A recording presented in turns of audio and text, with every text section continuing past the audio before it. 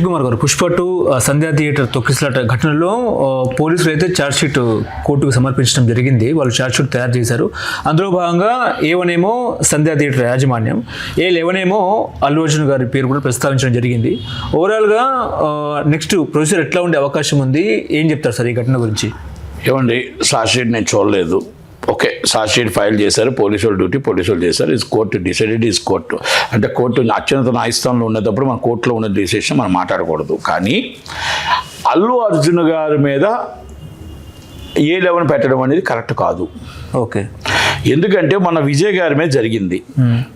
ఇప్పుడు తొక్కుసలాటకి అల్లు అర్జున్ గారికి ఏం సంబంధం?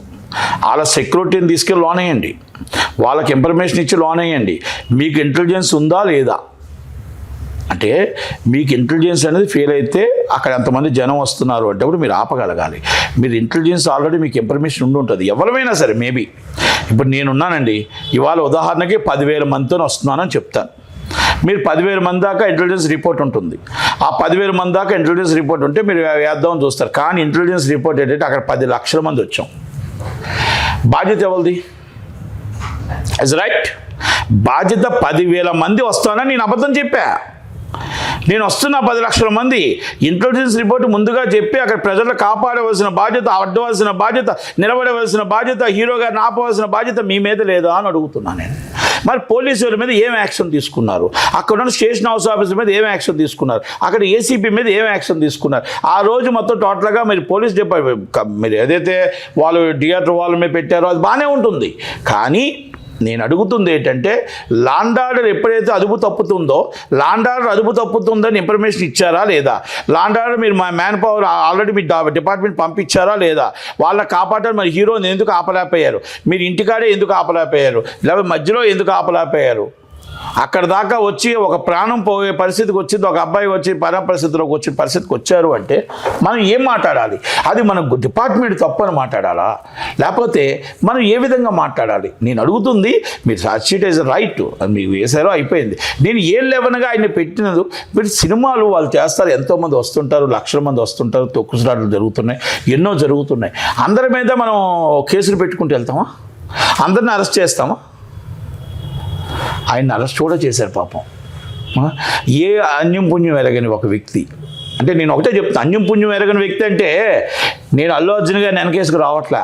అల్లు అర్జున్ గారిని ఆయన చేసిన ఒక బాధకి, చేసిన తప్పుకి ఆ పిల్లడికి ఎంత ఖర్చు అయిందో అంతా ఆయనే పెట్టుకున్నాడు. ఏది ఆ పిల్లలు ఎలా ఉండాలో డిపాజిట్ చేసి నిలబడాలని ఒక ఆలోచన కూడా ఆయనే చేశాడు. ఎవరైనా చేశారా? ఎవరైనా ఇచ్చారా?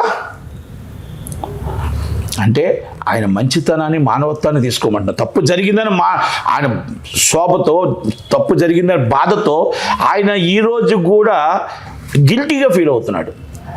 Is guilty. అంటే నా వల్ల ఒక తప్పు జరిగింది అని ఒక ఫీలింగ్. ఆ తప్పు వల్ల ఎన్ని ప్రక్షాళన చేశాడో తెలుసా? ఎంతమందిని అక్కడి నుంచి తీసాడో తెలుసా? ఎంతమందిని ఎందుకు ఎలా ఉండాలి, ఏంటి, నేను చేసిన తప్పు ఏంటి, అయ్యో ఇలా నమ్ముకొని నేను పడ్డాను కదా బాధ. ఆయన కాదు, ఆయన ఎవరైతే ఆ దగ్గర ఉన్నవాళ్ళు చేసిన తప్పులో ఆయన అప్పుడు తెలుసుకున్నాడు. ఎస్, నాకు నేనుగా చూసుకోకుండా ఇలా నమ్మి చేశాను నా తప్పు అని చెప్పి ఇప్పుడు ప్రతిదీ ప్రక్షాళన చేసుకుంటున్నాడు. అంటే జాగ్రత్త పడుతున్నాడు. అందరూ ఈరోజు జాగ్రత్త పడాలి. అలాగే ఆయన జరిగిన తప్పని నేను తప్పు కాదు అని నేను చెప్పట్లా. కానీ పోలీసులు కూడా ఆయన తప్పు, పోలీసులు కూడా అంతే తప్పు ఉంటుంది కదా. ఎంతమంది మీద మనం యాక్షన్ తీసుకున్నాం, ఎంతమందిని సస్పెండ్ చేసాం, ఎంతమంది కేసు రిసీవ్ చేసాం. మీరు యాజమాన్యం మీద పెట్టారు, తప్పులేదు. మీరు అక్కడ ఆల్రెడీ లోకల్ సీఏ మీద పెట్టారు కదా, స్టేషన్ హౌస్ ఆఫీసర్ మీద, ఇవన్నీ ఉన్నాయి కదా. అంటే ఛార్జ్షీట్ ఫైల్ చేశారు, కోర్టు నిర్ణయం, కోర్టు ఏ విధంగా నిర్ణయం తీసుకుంటారో దానికి బద్దులై ఉండాల్సింది. మనం సమన్లు జారీ చేస్తుంది. As law, cross examination, as law ప్రకారం మనం ఏదైనా రాజ్యాంగం మనకు రాసిన రైటు, చట్టం చెప్పిన మాట మనం వినాలి, న్యాయం చెప్పిన మాట మనం వినాలి. అంటే మన రాజ్యాంగంలో మనం రాసుకున్నవి ఎన్ని కదా. అందుకే వాటికి వ్యతిరేకించడానికి ఆయన కానీ మనం కానీ ఎవరు వ్యతిరేకించాం. కాకపోతే ఏంటంటే దాంట్లో ప్రశ్నించే హక్కు కూడా ఉంటుంది, మాట్లాడే హక్కు కూడా ఉంటుంది. జరిగిన అన్యాయంలో ఇది జరిగింది అన్యాయం అని చెప్పే హక్కు ఉంటుంది. మాట్లాడే హక్కు ఉంటుంది. నేను అదే అడుగుతున్నా. ఆయన ఎందుకు అడుగుతున్నానంటే విజయ్ గారినో లేకపోతే ఇంకొకరు పేర్లు నేను చెప్పట్లే.